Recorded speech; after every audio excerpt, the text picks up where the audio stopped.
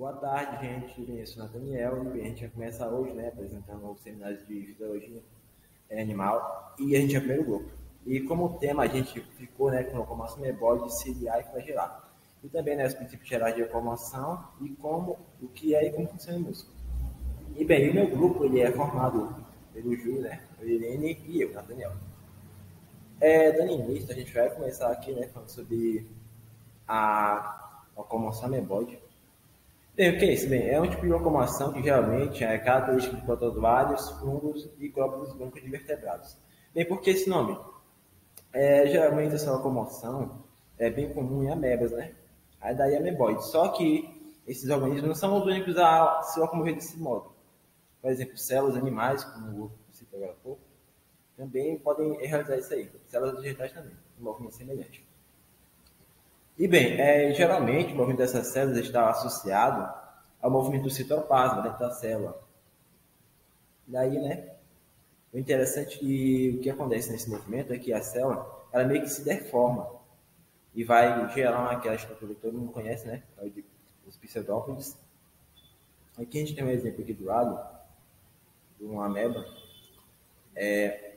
Aí essa camada mais externa aqui dela, no caso, por exemplo, na ameba não, na célula, é o ectoplasma, ele vai aqui se estender aqui no caso, ó, a célula está se movendo para a direita, aí o ectoplasma aqui, ó, primeiro vai se alongar, essa mesma direção que ela vai se mover, aí depois a parte interior da célula aqui, que é endoplasma, vai preencher aqui, ó, essa pontinha aqui, havendo aqui pontos de fixação, onde o organismo vai se fixar, e aí vai ter a formação do pseudópode. Aí ao longo do tempo toda a célula vai se mover nessa direção aqui, que no caso também aqui da esquerda para a direita. E aqui a gente tem aqui, ó, é um exemplo aqui das células que tem vindo esse movimento. O interessante é que nesse movimento amebótico é encontrado, né, actinas e miosinas, que são proteínas que têm importante função na contração muscular. E no caso, né, ia explicar, né, de onde é que essa ameba tira a força, né, para realizar esse movimento. Dando continuidade aqui, esse movimento amebótico é bem semelhante ao movimento que é realizado em células vegetais, que é a ciclose. Por quê? Porque no movimento amebótico tem aqui o movimento, né, desses fluidos aqui citoplasmáticos. E nesse movimento da ciclose aqui acontece o mesmo processo.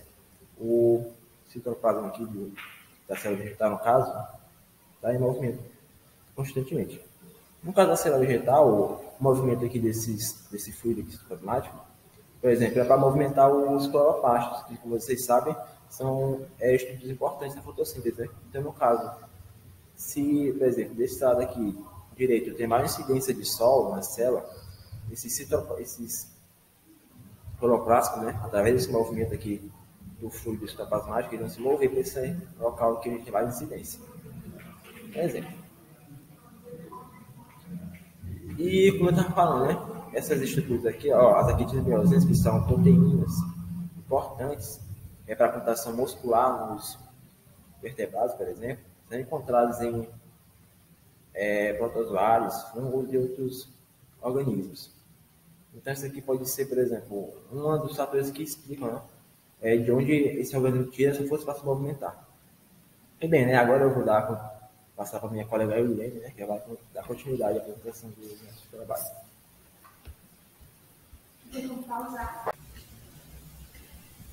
Então, gente, né, dando continuidade, agora eu vou falar sobre a locomoção ciliar e flagelar, que são os cílios e os flagelos. Os cílios e os flagelos, eles são estruturas citoplasmáticas que estão anexadas ali à coisa plasmática, à membrana plasmática da célula. E também eles são formados, né, eles são formados através do prolongamento dos centríolos.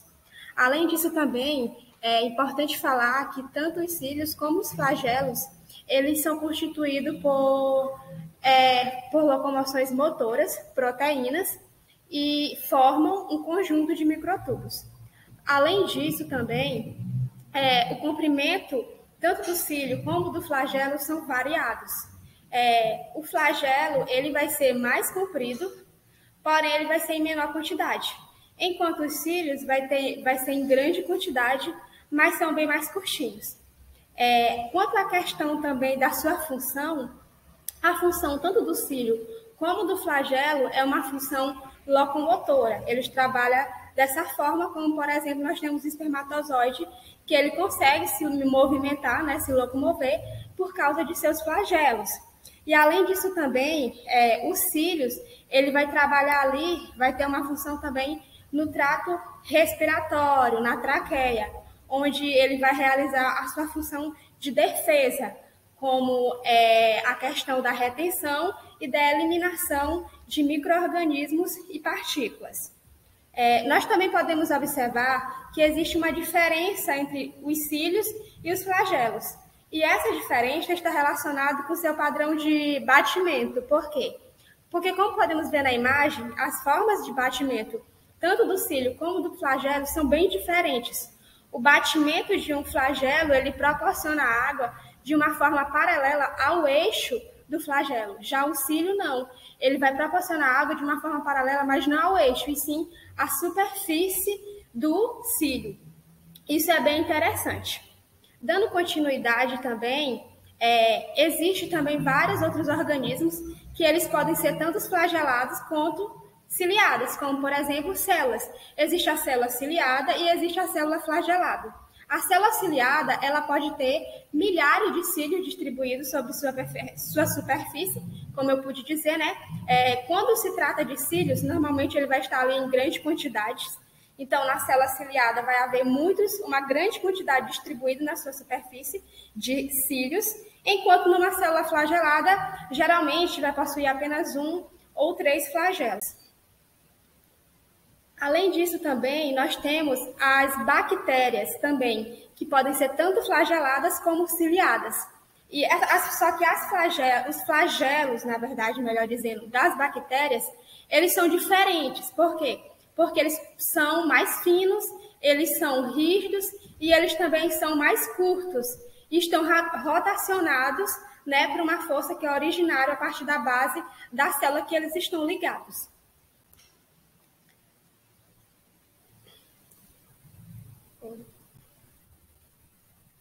Agora, nós temos também os protozoários, que também podem ter cílios e flagelos.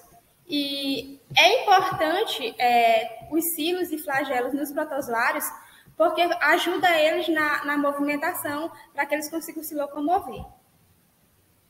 Os cílios também eles são comuns em animais, que têm ali um grau de organização. E nesses animais, esses cílios vão servir para movimentar fluidos em tubos. Nos mamíferos, os epitélios ciliados, eles vão ajudar também na questão do transporte de materiais nas superfícies internas. Então, a gente pode observar aqui, né, o quanto que os cílios e os flagelos, eles podem ser importantes para a movimentação de vários protozoários e eles também estão presentes no trato respiratório. Agora, vamos dar continuidade à explicação com o Júlio César. Bem, gente, agora vamos dar continuidade, né? Agora eu vou começar a falar um pouco sobre a definição e funcionamento dos músculos. Bem, como nós sabemos, os músculos, né, esse tecido muscular, ele tem a função de gerar e transmitir a força no corpo humano e também no dos animais.